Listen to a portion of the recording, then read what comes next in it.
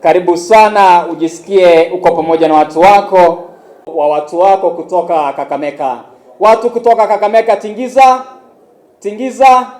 Asante sana. Watu wako kutoka Nyanza. Niko katika kinyang'anyiro cha urais na sisi tunasema ya kwamba nikishinda ni sawa, akishinda pia tutakubali, sio? Kwa hivyo mmekubali ya kwamba tuta marafiki. Akijisikia labda pia mimi akuje tufanye kazi pamoja, kwani tutafanya kazi. Na sisi tumeamua namna hii. Sisi kura yetu tutachunga, na pia Wajackoyah wewe ujipange uchunge yako. Ama ni aje? Ni kujipanga maifa. Rolls, nylon for example, paper production for example, is of higher quality because the product is only grows for 4 months and it yields. And for issues of trees being used, a tree takes 20 years to grow. It takes away the nutrients of the soil. It takes away what actually is there, like what we've seen in Western Kenya, the sugarcane plantations with a lot of fertilizers which have spoiled the soil. But ganja adds value to the soil. And ganja in itself is actually manure. It over manures where it has been planted or where it has grown. So we shall sell it as a raw material, because in my government I do not see the possibility, and I mean of now, first 5 years or 10 years of my presidency, of people looking at it and having a debate and discussing whether they want it or not. And that's what I will do in the first 100 days, asking Kenyans, gentlemen, ladies and gentlemen, how do you think about it? Let us have consensus of popular participation in the Constitution. And I'm sure when they come up and say, it's what we want, who am I? I'm just leading the way. Because a lot of politicians do not even want to talk about it, because they have been so much indoctrinated with the European and American philosophy that what's wrong is wrong. But I can assure you that people who smoke weed for medicinal purposes live longer, because it cures cancer, it cures COVID. If you look at Pfizer, for example, Pfizer in the year 2016, bought the cannabis farm for $670 million US. Why did it have to buy that company, which was actually engaged in purification and manufacturing of drugs out of ganja? Why should the West come through multinational corporations like Pfizer again to create atmospheres, to create legislation in those countries where they come from, to look at the world, to create conditions so that African economies cannot grow, so that we in Africa have to have this dependency ratio which was impacted by the colonial masters. And we are an independent sovereign nation. We can decide what to do. My government will no longer be looking at the West. Should I be elected as president? I am not going to look for aid. I am not going to look at them to come and tell me what to do. I'll do a Mandela. I'll do a Fidel Castro. I'm not going to be given aid on condition that you do this. I'll also ask the Chinese to leave. I will review their contracts, because their contracts are harmful to the country. They are not actually making us to yield anything economic. Every day you heard the president say that the country spends 2 billion, borrows 2 billion. In 1 week, how many billions are that? How are we going to pay that? The only solution is asking Kenyans, look, we have been indoctrinated so much by the West, ganja is bad. They are looking at it in terms of smoking. But let me ask you one question. Look at Philip Morris. It's a multinational company that manufactures cigarettes. On a cigarette packet, they are telling you, they are showing you signs of death. You take me much, you'll die, you get cancer. Look at whiskeys from Tennessee. They say this is the best whiskey. You go to a hotel and somebody comes in with a bottle of wine or whiskey and telling you, oh, this is 10 years old, it's very nice. Drink it all and see the consequences. Whereas, they don't want us to manufacture this because they know that green gold can be used when we are ready. Oklahoma has just legalized it. California legalized. Texas legalized. In Holland, they are selling it. And if you look at the countries that have legalized, the smoking rate is very low. If you look at countries that have legalized even simple things like prostitution, prostitution is very low. But in Kenya, 90%, I'm sure, smoke bangi, smoke weed. Why would you be hiding? Come out in the open and put legislation and let the market be there for people. Okay. On the cancellation of contracts with the Chinese, don't you think it will be very expensive to pay for those contracts? We shall take it upon ourselves to grow ganja and pay them. Because some of those contracts, Kenyans do not know. You members of the fourth estate, do you have any contracts with you? Have you done any investigation to find out how those contracts were signed in the first place? Or you see millionaires running around with choppers going for elections, the ones who have stolen from those contracts. Come on, let's have common sense. I would like to include the media in everything that I will do, so that people become informed. Information is informative, that people can know, hey, Professor is talking about this. But let people talk about it first. Introduce the thing and let people talk about it.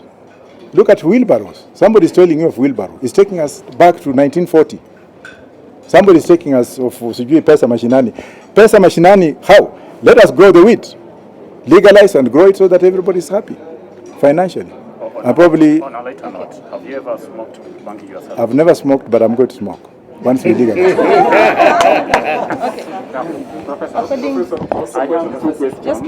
Are the same people who are promoting sodomy. They are the same people who are saying that in Kenya, in Uganda, President Museveni has banned homosexuality and he has put death penalty. And unless that is verified, then there will be no aid to Uganda. Which mechanisms did they use to go to Vihiga or Bunyore to look at the age groups there, to look at quantitative analysis, to look at qualitative and quantitative for both, to come out with those figures? That's what we call myopization of the mind, decolonization and colonization of the mind. Let's give them this report so that we see. Have they also told you that people in New York, the level of people in New York, those who are drunk, the number of drunkards in New York is higher than those who drink in California? These reports are the ones that are being given to you to feed to the people. Have they told you about AIDS? How many of them are sick of AIDS and how many people have died and the causes of AIDS? They want to tell Africans what is in their interest so that we can come and say that thing is bad. How sure are you that multinational corporations have not lobbied for that report to come out? I live in those countries. I practice law in the US. I practice law in the US. I'm a scholar. I look at their mind of indoctrination through the pen. Let us do this to tell Africans. And then stupid Africans who have never known how these things are done come up and say, Muzungu amesema iko namna hii. We can't answer those kind of questions, madam. Professor, I've got a question from this end on the same issue of marijuana. Most people are likely to actually fight you on the issue of marijuana corporations, the cigarette companies, the alcoholic companies. And you talking about legalizing is just basically bringing marijuana in the tax bracket of Kenya. And marijuana is smoked illegally in Kenya. It says for medicinal purposes. But what happens is that the trade is being controlled by a cartel, whereby government itself is not receiving any taxes, neither do the people benefit from the trade. So by what Professor Wajackoyah is proposing is to mainstream the production, distribution, and control of marijuana so that for once we can also have an economic benefit to the people through taxes, create jobs, which we need jobs for the youth, and also turn the land that is not being used into proper agricultural use. So this is it's going to spur the economy by creating jobs, by increasing taxes so that we don't need to borrow money from banks or from the Chinese. And I think this is one of the brilliant innovations and things that should be followed through so that we can spur our economy. Percentage of GDP contribution? I don't think that statistics have come out yet, but going by a country like South Africa, when South Africa legalized the growth of marijuana, immediately the economy jumped up by a significant percentage. So you can just do some analysis and research on that and you will see the economic importance of it. Yes. Do you think Kenya will be a pariah with these ideas of kicking out Chinese and kicking out donor countries? Let me answer that one. Again? Do you think Kenya can become a pariah with your radical languages? Nothing wrong. But why should it be coming from there? Why should we have our ministers go to China and come up and say, hii itakuwa namna hii, namna hii? It's not radical. There's nothing radical here. It's a reality. And when you speak reality, you become radicalized. Or you radicalize your audience. I am not trying to go that direction. I'm just saying, Chinese economy, the contraband, West. Corona was brought here by aeroplane from China. You saw when that plane landed?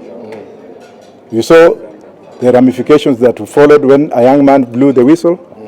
And did you see Wakili Dansan Omari coming up and rushing to court to save the job of that young man because he had said that Corona has just been imported? Come on, let's face reality. How many roads do you have people who are standing, as an engineer here just said, that they bring their companies and they have their supervisors who do not speak your language? They don't speak. They have an interpreter to go and show you the way forward. Look at their roads. Go to Thika Road.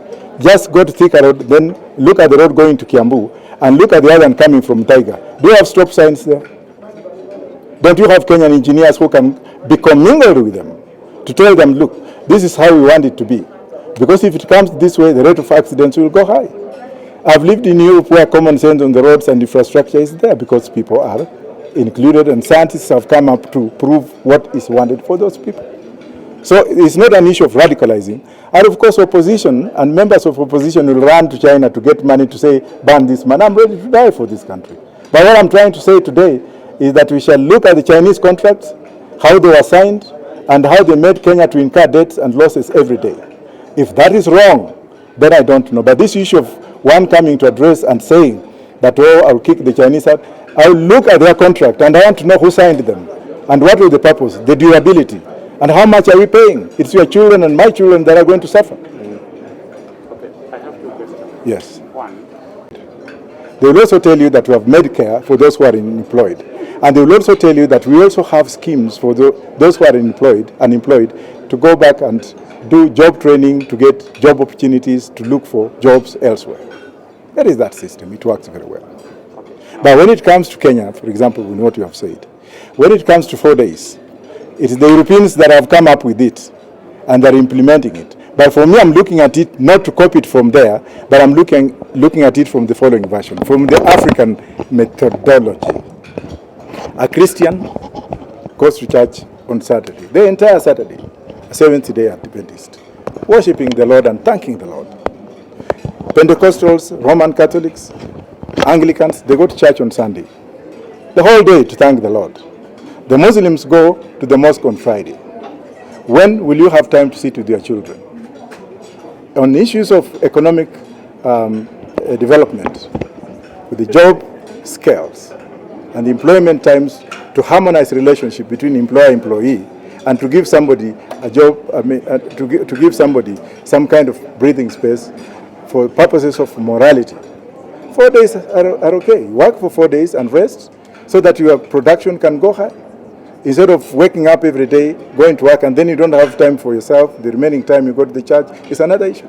But let me also rope in my colleagues, because Roots Party, we speak collectively. Maybe if you can have his comments here. The Garden of Joy is a green project. We are telling you to put a roof whose water you can drink, put a storage tank for harvesting water, and use biodigester to recycle water. And what a privilege, what a joy, you know, it is to be right here at the Garden of Joy. Queen. Yes. Another thing I would wish to add, Mutati, is about accessibility when you enter to the project. The accessibility is very awesome. As you can see, we have a 9-meter wide road. Mnaweza pitana mangari mawili. There is no jam with this project. You can see we have accessibility, and along every road there is a lot of plants which are planted there, and I want to assure you that hair here is purified. We have clean hair here because of what we've done as Optiven. We've done lots of trees. We've done 3,000 trees here, so your life will never be. Imagine while you are in your balcony, kanjeve tu kanakuja tu kana kupiga tu kale kanjeve kazuri. Just imagine, because of the trees. And we say that come and be with us, join this family, and because we are Christian-based family, this project has a meditation park whereby you can go and pray, whereby you can go and meet your God through prayers, somewhere where you can go rest. There is a area where you can do volleyball. Wanaume mnaweza choma nyama. Yani it's a place where you can't get in Machakos County. Come and join us and make sure you get something and your life will change. Muteti. Hey, Kolera. Hey, wow. Hey, thank you so much. And I can see people, they want to commit to this project. Please give them your number. If you want to commit yourself today, in fact today we have an offer which is ending at saa sita usiku. Yes, make sure you call me. I'll give you this information. 0722 90 1789. Call this number 0722 90 1789. That's my personal number. I'll make sure I take you through even the process of getting this land, because you have to come and see first.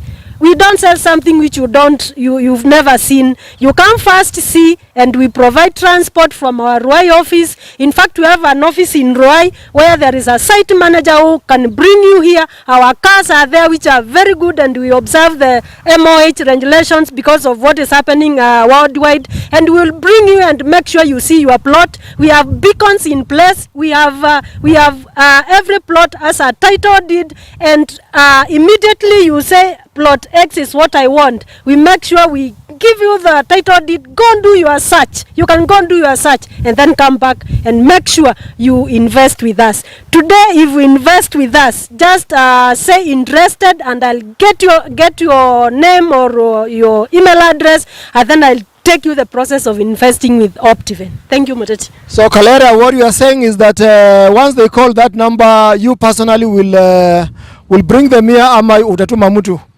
Hapana Muteti. Mkinipigia hiyo namba kutoka saa hii, I'll make sure I'll be in your that car, and I'll make sure I come with you this start the journey of investment with you. I'll come with you with our driver, and then we'll make sure tumekusaidia kutafuta plot yenye unataka. Maybe you want a corner plot.